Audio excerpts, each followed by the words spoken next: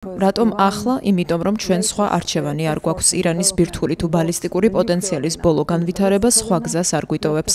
ისრაელის მიერ მიღებული ზომების გარეშე ჩვენ აღმოჩნდებოდით იმ რეალობაში, სადაც ირანს ბირთვული შეერაღება აქვს და ეს იქნებოდა საფრთხე არა მხოლოდ ისრაელისთვის, არამედ მთელი რეგიონისთვის, მსოფლიოსთვის. თუ სიღრმეებში შევალთ, გეტყვით, რომ ბირთვული და ბალისტიკური შესაძლებლობები შემდეგ ელემენტებს მოიცავს. იმისათვის, რომ ბირთვულ ბომბს ფლობდე, უნდა გაგაჩნდეს გამდიდრებული ურანი. ირანმა კი ურანის 60%-ით გაამდიდრა, რითიც 9 ატომური ბომბის წარმოებაა შესაძლებელი. არსებობს ატომური ენერგიის საერთაშორისო სააგენტოს ბოლო კვლევა, რომლითაც მათ მკაფიოდ განსაზღვრეს, რომ ირანის ბირთვულ პროგრამას არ აქვს სამშვიდობო მიზნები. ეს ნამდვილად არ გამოიყურება ისე, როგორც სამოქალაქო ატომური ენერგიის პროგრამა. მეორე ასპექტი შეერაღებაში მდგომარეობს, კერძოდ ირანს შესაძლოა გაუჩნდეს შესაძლებლობა ურანით აღჭურვოს რაკეტები. სწორედ ეს იყო ძალიან საშიში განვითარება ბოლო თვეებში, რამაც მიგვიყვანა იმ გაგებამდე, რომ სწრაფად უნდა გვემოქმედა. ამიტომაც მივიღეთ შესაბამისი ზომები. რაც შეეხება ბალისტიკურ რაკეტას, რაც კონვენციური საფრთხეა, ყოველთვიურად ირანი აწარმოებს 30 ბალისტიკურ რაკეტას. მისი მიზანია პროდუქცია კიდევ უფრო გაზარდოს, თვეში 300 ბალისტიკურ რაკეტამდე. ეს კი წლიურად 3600 რაკეტაა. ამოცემულობის გამო, როდესაც არის ქვეყანა, რომელიც არა უბრალოდ აწარმოებს, არამედ მოიხმარს ამ შეერაღებას, აქტიური თავდაცვის გადაწყვეტილებამდე მივედით. უნდა ვიმოქმედოთ ახლა, რათა სასტიკად გავანადგუროთ ირანის ბირთვული და ბალისტიკური შესაძლებლობები.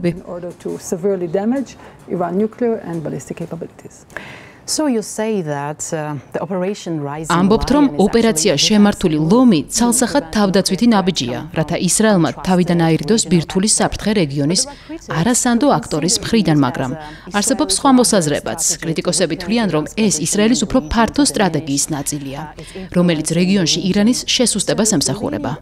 მათთვის ბირთვულ საფრთხეზე საუბარი რეალური მიზნის გადაფარვის მცდელობას ჰგავს. ასეა?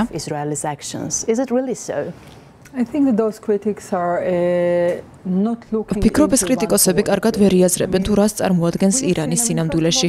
პირველ რიგში, დიახ, ჩვენ დავასუსტეთ ირანის 7 ოქტომბრის შემდეგ, როდესაც ჰამასი სასტიკად დაესხა თავს ისრაელს. მათ სწორედ ირანი უჭერდა მხარს. ისრაელმა კი ჰამასის საშინელი ტერორისტული თავდასხმის შემდეგ თავდაცვითი მოტივებით იხელმძღვანელა. ჩვენ ვიმოქმედეთ არა მხოლოდ ჰამასის წინააღმდეგ, არამედ ჰეზბოლას წინააღმდეგაც, რომელიც ირანის მიერ მართული ძალაა და ის დრამატულად შევასუსტეთ. ამ ყველაფერმა მიგვიყვანა იქამდე, რომ ირანმა კონტროლი დაკარგა სირიაზე. ახლა ის აღარაა ირანის სრული კონტროლის ქვეშ. ირანი არ არის შესაძლო საფრთხე, ირანის საფრთხეა ახლო აღმოსავლეთისთვის.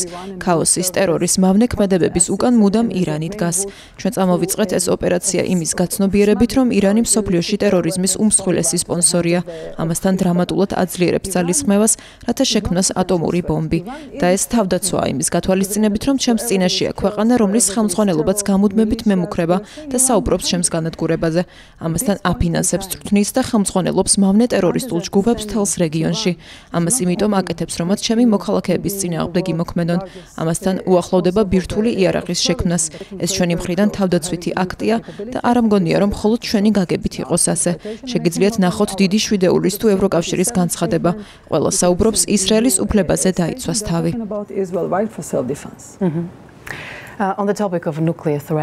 რაც შეეხება ბირთვულ საფრთხეს, ისრაელმა სამხედრო ოპერაცია დაიწყო ამგვარი საფრთხისგან თავის დასაცავად, მაგრამ შეუძლია ისრაელს გასცეს იმის გარანტია, რომ ეს ოპერაცია საბოლოოდ ახალ რადიოლოგიურ კატასტროფას ან კრიზისს არ გამოიწვევს, რადგან დარტყმები სწორედ ბირთვულ ინფრასტრუქტურაზე ხორციელდება. საქართველოს არც ისე შორსაა ირანისგან, ასე რომ ასეთი კითხვები საზოგადოებაში ისმის. შესანიშნავი კითხვაა და მიხარია, რომ ეს საკითხიც წამოწიეთ. პასუხია არა და ამას არ გეუბნებით უბრალოდ მე, ჰადასი. თუ გადახედავთ ატომური ენერგიის საერთაშორისო სააგენტოს ხელმძღვანელის მარიო გროსის განცხადებას, ნახავთ, რომ სიტუაციის მონიტორინგი მიმდინარეობს. ამის ფიზიკურად ახსნა ამ წუთას გამიჭირდება, მაგრამ ჩვენ საუბრობთ არსებითად განსხვავებული სახის ობიექტებსა და რადიოლოგიაზე. შესაბამისად, მაღალი დაბინძურების რისკი, როგორც მსოფლიოს სხვა ადგილებში გვინახავს, არ არსებობს.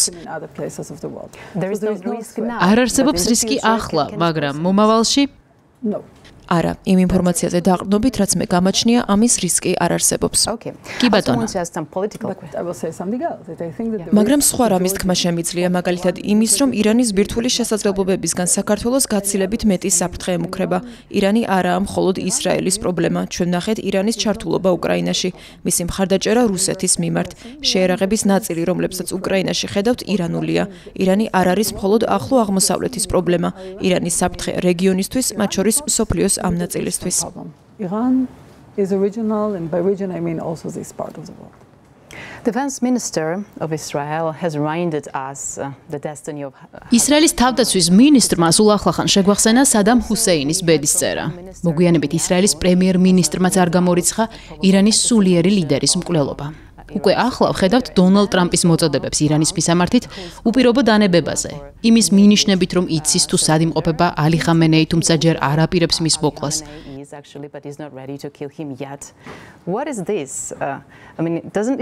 რა არის ეს? ეს სცენარი მართლაც განიხილება და თუ ასეა, ხომ არ მიგვიყვანს ეს უფრო ფართო რეგიონულ არასტაბილურობამდე, რადგან თქვენ სამეზობლოში არსებულმა მუსლიმურმა ქვეყნებმა შესაძლოა ამაზე რეაგირება მოინდომონ. Considering Muslim countries all around your neighborhood will probably want to respond on this, yeah? And what would be your answer on this? The goals, the objective of this operation are very clear. ამ ოპერაციის მიზანი ძალიან ნათელია, ჩვენ უნდა მივაყენოთ სასტიკი ზიანი ირანის შესაძლებლობებს ბირთვული თუ ბალისტიკური მიმართულებებით. ასევე ვსაუბრობთ იმგვარი პირობების შექმნაზე, რომლებიც ირანის ბირთვული პროგრამის სრულ აღმოფხვრას მოემსახურება. ეს არ ნიშნავს მხოლოდ კინეტიკურ გამოსავალს, მაგრამ ვსაუბრობთ ყველასთვის იმგვარი პირობების შექმნაზე, რომ გავათავისუფლოთ მსოფლიო ამ პრობლემისგან. თქვენი შეკითხვის მეორე ნაწილს არ დავეთანხმები. მიუხედავად იმ საჯარო განცხადებებისა, რომლითაც რეგიონის ქვეყნები გმობენ ისრაელის ქმედებებს, მე ვფიქრობ, რომ მათი დიდი ნაწილი ბედნიერი და ნასიამოვნებია იმით, რასაც ახლა ისრაელი აკეთებს, რადგან ბირთვული ირანი მხოლოდ ჩვენ არ გვადარდებს, ეს რეგიონს არაბულ ქვეყნებსაც ადარდებთ, რომლებიც ასეთ პერსპექტივაში საფრთხეს ხედავენ. My point actually was that even though we know how Iranian leader gained the power. მე იმის თქმა მინდა, რომ მიუხედავად იმისა, თუ როგორ მოვიდა ირანის ამჟამინდელი ხელისუფლება სათავეში და რა გზებით შეინარჩუნა მან ძალაუფლება 10 წლეულების განმავლობაში, ალი ხამენეი მილიონობით მუსლიმისა და ირანელისთვის სულიერ ლიდერად რჩება.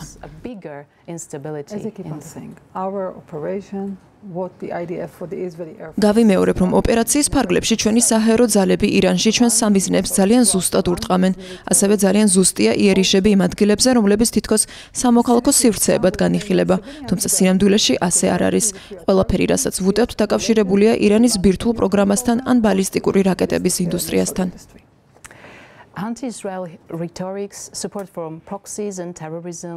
ისრაელის წინააღმდეგ მიმართული რიტორიკა, ტერორიზმის დაფინანსება, ბირთვული ამბიციები, ეს იმ მიზეზების ნაწილია, რის გამოც თვლიან, რომ ირანს ბირთვული შეიარაღება არ უნდა ჰქონდეს. შეგიძლიათ უფრო დეტალურად აგვიხსნათ, რატომ არ უნდა ჰქონდეს ირანს ბირთვული ბომბი?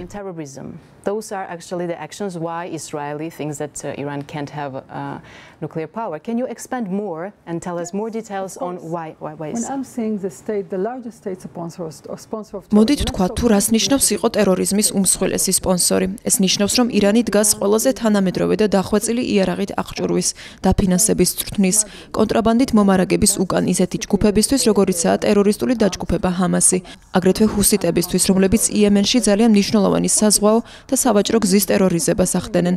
საიდან აქვთ ჰუსიტებს ბალისტიკური რაკეტები? ვსაუბრობთ ქვეყანაზე, რომელიც 10 წრეულია სამოქალაქო ომშია და სიღარიბით იტანჯება. ამ დროს ჰუსიტები ასეთ დახვეწილ შორ მანძილზე მოქმედ ბალისტიკურ შეიარაღებას ფლობენ. იმავეს ვხედავთ სირიაში, ვხედავთ იმავეს ჰეზბოლას შემთხვევაშიც. ჩვენ ვხედავთ ლიბანს, ერთ დროს ყველაზე წარმატებულ და აყვავებულ ქვეყანას, რომელიც ბოლო 3 10 წრეულია დაღმასვლას განიცდის ჰეზბოლას გამო. ასე რომ, როდესაც მე ვსაუბრობ ირანზე, მე არ ვსაუბრობ უბრალოდ სურვილსა და რიტორიკაზე, ვსაუბრობ ქვეყანაზე, რომელიც საკუთარი ბიუჯეტის უდიდეს ნაწილს დებს ტერორისტული ჯგუფების დაფინანსებაში მთელს ახლო აღმოსავლეთში. ვსაუბრობთ იმ ქვეყანაზე, რომელიც ბალისტიკური რაკეტების უდიდეს არსენალს აწარმოებს. ირანის ბალისტიკური რაკეტის დიაპაზონი 4000 კილომეტრზეა გათვლილი. საქართველოსა და ირანს შორის მანძილი 1000 კილომეტრზე ნაკლებია. ისრაელი კი 1500 კილომეტრითაა მისგან დაშორებული. რაში სჭირდება მას 4000 კილომეტრის მანძილზე მოქმედი ბალისტიკური რაკეტები. ეს იგივეა, რომ გქონდეს ასაფეთქებლით სავსე 1 ან 2 ავტობუსი სამეზობლოში. ამაზე ვსაუბრობთ, როდესაც ქვეყანა აქტიურადაა ჩართული ტერორიზმში და ასეთ საშიშ კონვენციურ შესაძლებლობას ავითარებს, პარალელურად კი დაჩქარებულად მუშაობს ბირთვულ ბომბზე, ამას ნამდვილად ვერ მივიღებთ. ბევრი ქვეყნის მხარდაჭერა გასაგებს ხდის, თუ რატომ უნდა შევაჩეროთ ირანი. ჩვენ ნახეთ არაერთი მოლაპარაკება და დიპლომატიური გადაწყვეტის მცდელობა, რასაც მივესალმებით, მაგრამ როდესაც ფაქტია, რომ ირანი ცდილობს დიპლომატია დროის მოგებისთვის გამოიყენოს, ამას დიდი ხანი ვერ უყურებთ. ნაბიჯები უნდა გადავდგათ. At some point, I mean, we can no longer. A deed had to be taken, and we are the one to do it. Your country has faced immense challenges. თქვენი ქვეყანა ამჟამად დიდი გამოწვევების წინაშე დგას. შეგიძლიათ ბოლო სიახლეები გაგვაცნოთ ისრაელიდან, რა ვითარება ადგილზე? Thank you for this. So it's true. I mean, it's very difficult in Israel at the moment. We already suffered from 24. ისრაელში ახლა რთული მდგომარეობაა. ამ დროისთვის ყავს 24 გარდაცვლილი, რომლებიც ირანის რაკეტებს ემსხვერპლენ. ჩვენ ვუტებთ სამხედრო სამიზნეებს ძალიან მაღალი ხარისხის სადაზვერვო ინფორმაციის და შესრულების შედეგად ძალიან ზუსტი დარტყმები მიგვაქვს. ჩვენგან განსხვავებით კი ირანი უტევს მოსახლეობას. ირანი ბალისტიკურ რაკეტებს განურჩევლად ისვრის მჭიდრო დასახლებულ სივრცეებში. მსხვერპლს შორის არიან მოხუცები, დედა და ორი შვილი, რომლებიც შეტევის პირველ ღამეს დაიღუპნენ. ამასთან შემიძლია გითხრათ, რომ ისრაელი ერთიანია და ხალხს ესმის ამ ოპერაციის საჭიროება. გვაქვს თავშესაფრები, მთავრობა და ადგილობრივი ხელისუფლებები აკეთებენ ყველაფერს, რომ მოქალაქეები უზრუნველყონ უსაფრთხო თავშესაფრით. მათ იციან თუ რატომ ვაკეთებთ ახლა იმას, რასაც ვაკეთებთ. წინააღმდეგ შემთხვევაში ძალიან ახლო მომავალში ჩვენ უფრო სავალალო მდგომარეობაში აღმოჩნდებით. Not in the very far future, but in the very near future. And my last question on the peace. How do you envision? როგორ ხედავთ რეგიონში სამომავლო მშვიდობის პერსპექტივას? The world without Iran is the main sponsor of chaos and terror and violence. ფიქრობ, სოფლიო იმგვარი ირანის გარეშე, რომელიც აფინანსებს ქაოსსა და ტერორიზმს, რეგიონისთვის კარგი სიახლე იქნება. ეს ასახვას პოვებს ყველაფერზე ამ რეგიონში. ეს არ ეხება ირანელ ხალხს. ჩვენ არ გვაქვს მათთან განხეთქილება. თუ ერთ დღეს აიათოლას რეჟიმი გადაწყვეტს, რომ შეაჩეროს მასიური განადგურების იარაღის განვითარება და ტერორიზმის მხარდაჭერა, ახლო აღმოსავლეთი რადიკალურად შეიცვლება. Supporting terrorism, the Middle East will look entirely different.